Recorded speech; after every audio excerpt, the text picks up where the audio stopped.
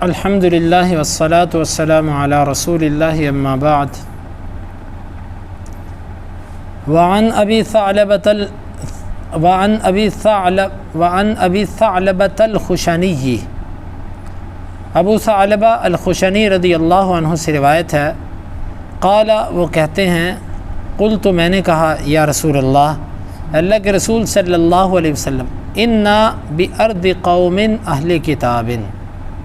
اللہ کے رسول صلی اللہ علیہ وسلم ہم ایسی قوم کی زمین میں ہیں جو اہل کتاب ہیں، افنأکل فی آنیتہم، کیا بس ہم ان کے برتنوں میں کھائیں؟ قال آپ نے فرمایا لا تأکلوا فیہا، تم اس میں نہ کھاؤ، الا مگر یہ کہ اللہ تجدوا غیرہا، تم اس کے سوا نہ پاؤ، فاغسلوہا وکلوا فیہا، تم اس کو دھو لو اور تم اس میں کھا لو، متفق علیہ۔ حدیث معروف ہے، واقعہ اس طرح ہے کہ صحابی نے کہا اللہ کے رسول صلی اللہ علیہ وسلم ہم اہل کتاب کی زمین میں رہتے ہیں اور وہ اپنے برتنوں کے اندر خنزیر وغیرہ بھی پکاتے ہیں اور شراب بھی پیتے ہیں، کیا ہم ان سے برتن لے کر استعمال کر سکتے ہیں؟ آپ نے فرمایا نہیں، تم ان کے برتن استعمال نہ کرو، ہاں اگر تمہیں اس کا غیر نہ ملتا ہو پھر تم اس کو دھو لو اور دھو کر پھر استعمال کرو۔ اس کا باب سے تعلق یہ ہے کہ اہل کتاب کے ایسے برتن جن میں غلط چیزیں استعمال ہوتی ہوں، ان برتنوں کو آپ کسی بھی طرح جو ہے وہ استعمال نہیں کر سکتے۔ اہل کتاب کے ساتھ ساتھ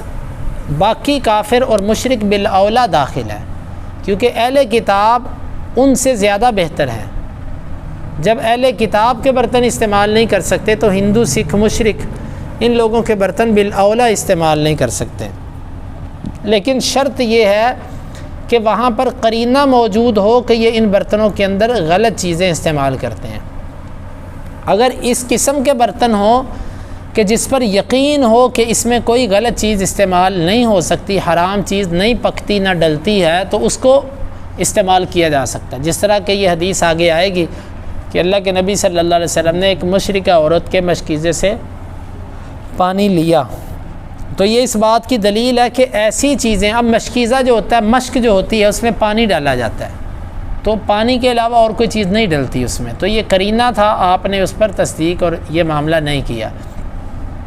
البتہ احتمال اور قرینے کے ہوتے ہوئے کسی بھی صورت کے اندر ان کے برتن استعمال نہیں کیے جا سکتے۔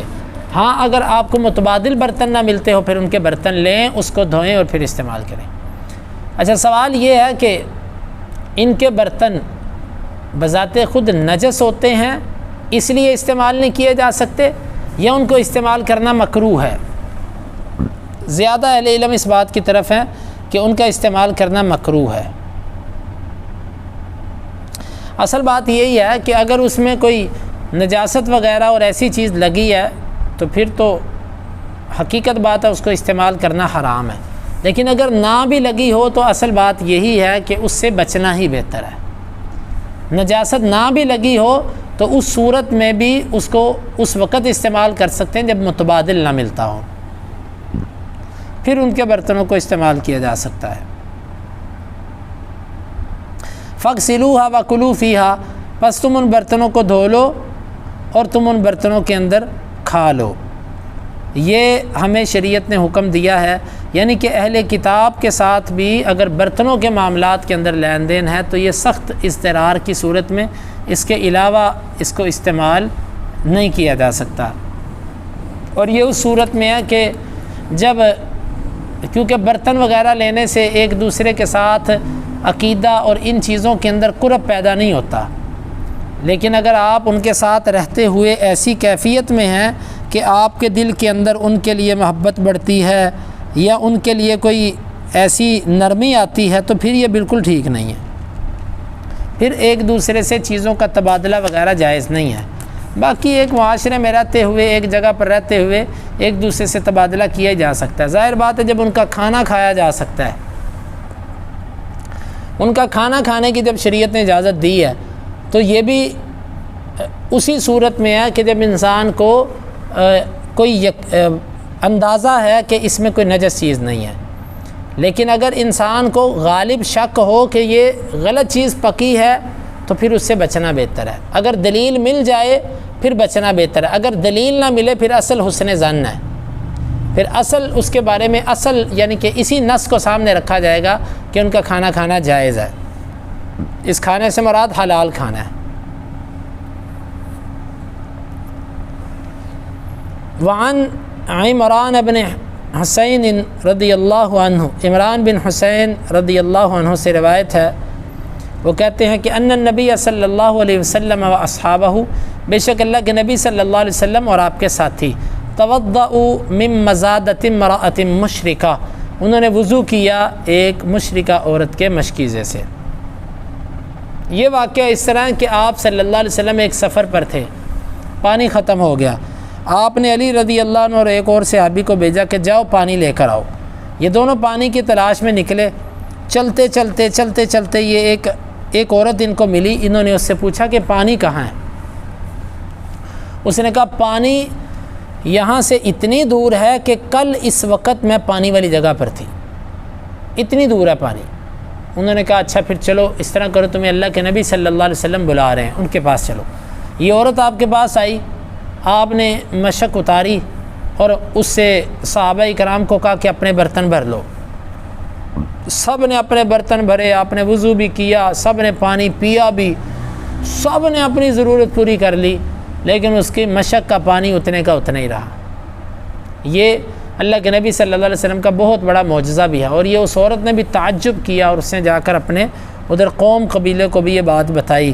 تو یہ بہت بڑا معجزہ تھا اللہ کے نبی صلی اللہ علیہ وسلم کا۔ اس سے استدلال کیا ہے؟ اس سے کئی استدلالات ہوتے ہیں اس روایت سے۔ پہلی صورت یہ ہے کہ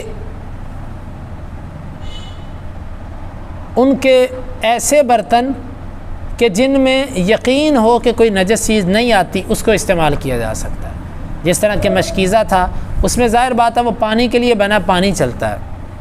آپ نے استعمال کیا۔ دوسری چیز، مشرکین کے جو بدن ہوتے ہیں، ان کے جو جسم ہوتے ہیں، یہ ناپاک نہیں ہوتے۔ ان کو جو کہا گیا نا انما المشرکون نجس، مشرک پلید ہے، اس سے مراد اس کے عقیدے کی پلیدگی ہے، یعنی یہ معنوی نجاست ہے، حسی نجاست نہیں ہے۔ یہ مطلب نہیں کہ ان کے بدن نجس ہوتے ہیں، اگر ان کے بدن نجس ہوتے تو ان کو اہل کتاب ان میں بھی مشرک ہوتے ہیں، ان کو لونڈی بنانا، ان کے ساتھ رہنا، ان سے تعلق قائم کرنا، یہ بھی پھر جائز نہ ہوتا۔ لہذا درست بات یہ ہے کہ ان کے اس سے یہ، کیونکہ جب پانی بھر رہی تھی تو ظاہر بات ہے اس کا ہاتھ لگا پانی کو، اور یہ پانی کلتین سے کم تھا، کیونکہ ایک اونٹ پر 2 مشکیزیں تھے، اور دونوں مشکیزیں عام عربوں میں ہے، یہ معروف ہے کہ ایک اونٹ کلتین اٹھاتا ہے، یعنی کہ 5 من 27 کلو کا وزن تقریباً وہ اٹھا لیتا ہے۔ تو ظاہر بات ہے کہ اس اونٹ کے اوپر 2 مشکیزیں تھے، ایک مشکیزے کا پانی تو کلتین سے کم بھی تھا، اور اس عورت کے ہاتھ بھی لگے، لیکن آپ نے اس پانی کو استعمال کیا، اس کو غلط نہیں سمجھا۔ تیسری بات یہ معلوم ہوئی کہ مشرکین مردار کا ذبیحہ، مردار کی جو کھال ہوتی ہے نا، وہ رنگنے سے پاک ہو جاتی ہے، کیونکہ یہ عورت مشرکہ تھی، اس نے جس جانور کو ذبح کر کے اس کی کھال کا چمڑا بنایا تھا، تو ظاہر بات ہے، یہ تو سیدھی سی بات ہے کہ یہ عورت جو ہے اس نے اسی صورت کے اندر ہی یہ جس طرح بھی ذبح کرتی، اس کا ذبیحہ جو ہے وہ حلال نہیں تھا، کیونکہ یہ ہے مشرک کا ذبیحہ بالکل مردار کے حکم میں ہے، تو گویا کہ اس کا ذبح کیا وہ مردار ہی تھا، تو مردار کو رنگنے سے اس کی کھال پاک ہو گئی۔ اور یہ بھی معلوم ہوا کہ جب کھال رنگ دی جائے پھر اس میں کوئی مایا چیز ڈالی جائے یا ٹھوس، بہنے والی ہو یا نہ بہنے والی ہو، اس سے اس کی پاکی اور طہارت کے اوپر ان چیزوں پر کوئی فرق نہیں پڑتا۔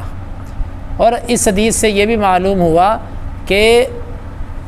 اضطراری کیفیت کے اندر عورت سے بات چیت کی جا سکتی ہے، اکیلی عورت بھی ہو تو اضطراری کیفیت میں بات چیت کی جا سکتی ہے، مجبوری کی حالت میں، ضرورت کے تحت، جس طرح کہ علی رضی اللہ عنہ گئے، اس عورت سے بات چیت کی اور اس کو لے آئے اللہ کے نبی صلی اللہ علیہ وسلم کے پاس۔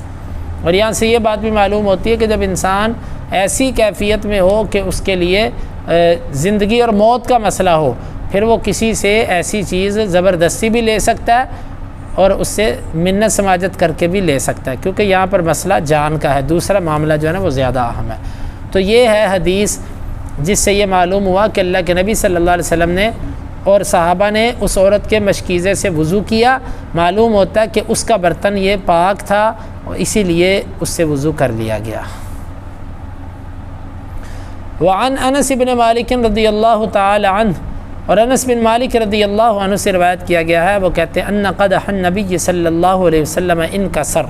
یقیناً اللہ کے نبی صلی اللہ علیہ وسلم کا پیالہ ٹوٹ گیا، فاتخذ، پس آپ نے بنا لیا مکان الشعبی، ٹوٹنے والی جگہ پر، سلسلتن، ایک زنجیر، ایک تار، من فضۃ، چاندی سے۔ آپ کا ایک پیالہ تھا، وہ پیالہ ٹوٹ گیا، اس پیالے کو جوڑنے کے لیے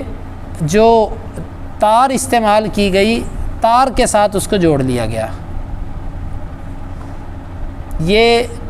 حدیث مبارک میں یہ دلیل جواز کے طور پر پیش کی ہے کہ اگر کوئی برتن ٹوٹ جائے تو اس برتن کو چاندی کی تار لگا لی جائے تو یہ جائز ہے۔ ویسے چاندی کے برتن میں کھانا منع ہے، لیکن کسی برتن کو جوڑنے کے لیے چاندی وغیرہ کی تار استعمال ہو جائے تو یہ ٹھیک ہے، کیونکہ اس سے جو ہے وہ یہ دھات باقی دھاتوں کی بنسبت بہتر ہوتی ہے۔ اور اسی طرح دیگر اعضاء بھی انسان، دانت ہے، ناک ہے، یہ چیزیں انسان اپنی ایسے استعمال کر سکتا ہے، سونے کی یا چاندی کی یہ چیزیں لگوا سکتا ہے۔ البتہ ویسے جو ہے نا اس کے لیے سونے کی انگوٹھی پہننا یا سونے کی گھڑی پہننا یا چاندی، یہ چیزیں سونے کی حرام ہیں، لیکن اگر وہ دانت لگواتا ہے یا ناک لگواتا ہے یا ایسی کیفیت ہے، جس طرح کہ تاریخ میں آتا ہے کہ ناک کٹ گیا تھا تو ایک اس شخص نے سونے کا ناک لگوا لیا،